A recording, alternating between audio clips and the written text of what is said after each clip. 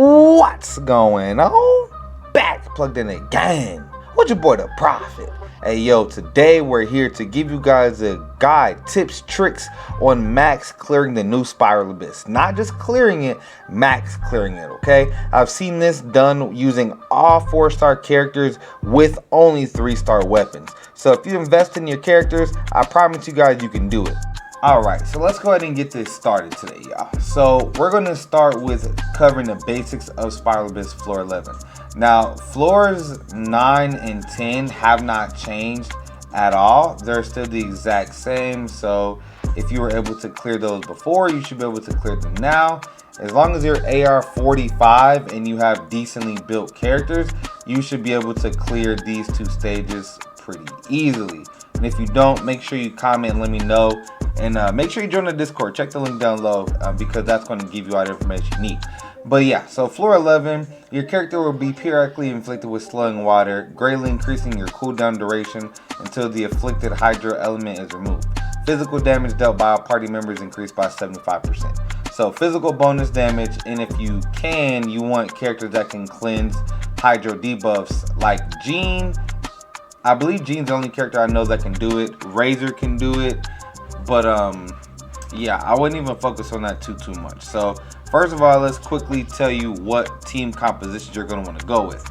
The most important thing you're going to want to do with floor 11 is you're going to want to have 2 cryo characters.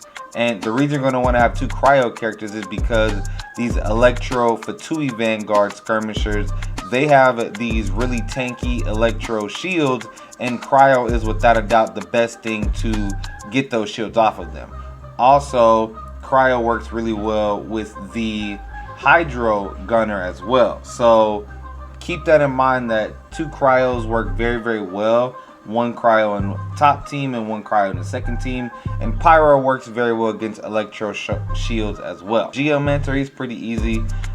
He can get crowd control by most of the units in the game. So the Abyss Herald on the second half, this is where you will definitely need a cryo unit for sure, and a pyro unit definitely helps because once you get the character to about 10% HP, he will put on a shield and he will not die until you take out his shield. And like I said, you just want to make sure you have a cryo on both teams to deal with that. These two, the first half, any character that can crowd control like Jean, Fischl, Venti can deal with them pretty easy, and their straight up elemental reactions. Physical damage will work really well just because of the ley line disorders, but beyond that, just don't want to use cryo against the cryo mage and don't use electro against the electro mage. Pretty cut and sweet with that. Alright, so like I said guys, make sure you pick the cards that are going to be best for you. There's absolutely no reason to limit yourself and pick a card that's not good. Sometimes you may have to wait for another day if the cards aren't good for you, or if you feel like you need good bonuses to clear it on the max stage. Now also guys, as I know a lot of you guys are like, oh well, I don't have Venti. Sucrose is a great option. She's been featured in a lot of banners. So for this particular round, I would put Sucrose on the first team. And I am like, once you get them gathered one good time, you can use almost any standard one-hand sword user, and their charge attack, it will knock enemies in one direction or the other. So also that the slowing water is pretty serious. It's really hard even with Jean to cleanse that debuff. So it's going to be good not to really rely too much on your on your attacks and your elemental bursts as well. So just keep that in mind. You might want to use your alt at kind of sparingly, maybe 1 per the first wave and 1 per the second wave, because at that you'll get 35 seconds between each. So that should be pretty much enough time to do most of your alts for a full wave. As you guys see, the main thing that you want to do is you want to aggro the guys with the hammers and the guys with the tattoos. Those guys will do crazy damage on the monolith, and these guys with the crossbows, they'll aim at you a lot of the time. So like I said, you always want to aim for the hammer guys and the guys with the tattoos. There's going to be some shovel guys in the next run that don't do that much damage, but you'll see once we get there. Alright, so for floor 11, chamber 1 second half, I would just try and use any taunt or aggroing special that you can to get the enemies right off the totem from the beginning. If you have a character like Geo main character or Zhong Li, they can drop down a Geo construct to get enemies off of you. That's pretty much my strategy there. For this run, this second half of enemies is pretty weak. Just some melee guys. What I would do is I would concentrate on the guys in the back, because the two in the back, one is cryo and the other one is hydro, and if they can both perma freeze you if you just leave them alive. Alright, now we're going to go ahead into floor 11, chamber 2. This is the first half. We got some really bad cards there, but I'm not too reliant on those. This is all about the Fatui, so make sure you have your Venti or your Sucrose ready. You want to drop your first elemental skill, switch to your Sucrose or Venti, and get that big swirl going. Drop every alt that you have at your disposal and just completely wreck these guys, okay? If you don't have any real way to crowd control these guys, it's going to be kind of messy, but they literally line up so you can crowd control them perfect. Like, they line them up too perfect, okay? So I really tried to get all of them before their shields got up. That one guy got a little bit of shield up, but we just overloaded him and he just, you know, ate a little bit of chip damage and passed out. So pretty much the same thing here, guys. I'm sorry. You know, I'm just going to go ahead and use Zhong Li. We actually do completely mess up our swap here. We didn't even, yeah, that was just horrible for me. But if I would have swapped Hu Tao and then Ganyu, and then it would have just been over. Like, this would have been like a 10-second, 13-second clear or something crazy like that. Really is just about crowd control, gathering, and DPS at the end of the day. That was my first try, and it was a very scuffed run. So, you know, it's really just gathering enemies, let all your ults rip, and go to town. The third chamber is pretty much the same thing. It's the two cryo Sisson mages and the electro. Like I said, you want to have your Venti or Sucrose on your team 1. It will pay off dramatically for all of your runs. It's pretty much the same thing. You know, you kind of want to make sure that your alts are pre-charged depending on, you know, how rough the next round might be.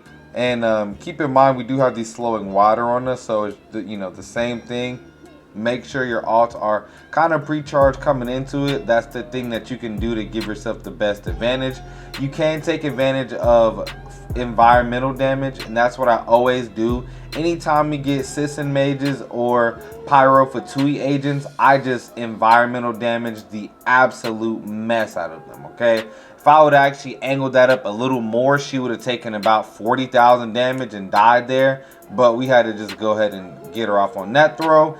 Any one-handed sword user can just toss enemies around if you get them really close to the corner. So make sure you guys always take advantage of your environmental damage.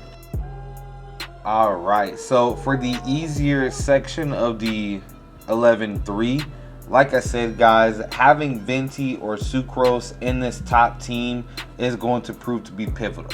Like I said, you always want to make sure you drop your first skill and then you drop whatever you want to be infused.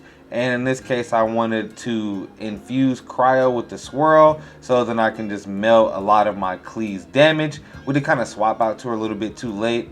But also pay attention that I am taking advantage of the environmental damage. So I did, knock them up against the wall. Any one-handed sword user can take advantage of environmental damage. Jean is just the best at crowd controlling and doing very high amounts of physical damage. So whether you're using someone like Zhang Ling or Kaya or any Bennett or whatever one-handed sword user you're going to use, make sure you abuse that wall damage, and your Venti or your Sucrose will give you miles and miles of work on that chamber. Now for the more difficult, drastically more difficult of these floors. This is the hardest part about the new iteration of floor 11. Most people are going to struggle here because they're not going to have as much cryo application with the slowing water, which is very, very hard to cleanse this. So you want to, of course, get the enemies grouped as well as you can, and then just go crazy with your DPS. Whether you're using 4-star Zhang Ling, physical carry, or any other 4-star character in the game, Kaya, as I said in the intro, I've seen this cleared, this Spiral Abyss max starred with only 4-star characters and 3-star weapons. So if you're using any sort of 5-star weapons, there's absolutely no excuse that you can't pass this as long as you're AR-50 with at least semi-decent builds, okay? So this is when you get to pretty much the bonus phase. You get into about 15% HP, and then he puts up this crazy, insane Hydro Shield. What is going to absolutely debilitate him is if you can have someone like Ganyu or Diona or even Kaya with his ult.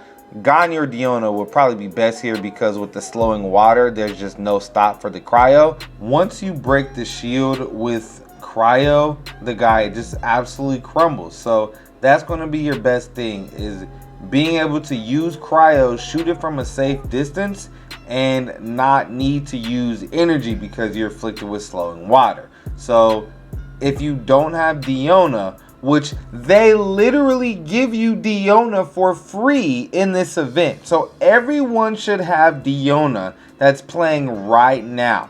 And if you have her one time, get her first constellation, okay? So everyone should have Diona right now. And if you don't have her, go get her, put a slight build on her, and bring her to the Abyss, and she's going to help you get a max clear because you only need her after these guys put on that Hydro Shield. Before that, you can use whatever sort of DPS you choose. I really do hope you guys enjoyed this video. Make sure to stay tuned because part 2 of Floor 12 will be coming out just in a moment. Till next time, I love y'all. Make sure you catch me. Twitch.tv/dbarber24. I really hope to see you guys there. Till next time, I love y'all. I'm out.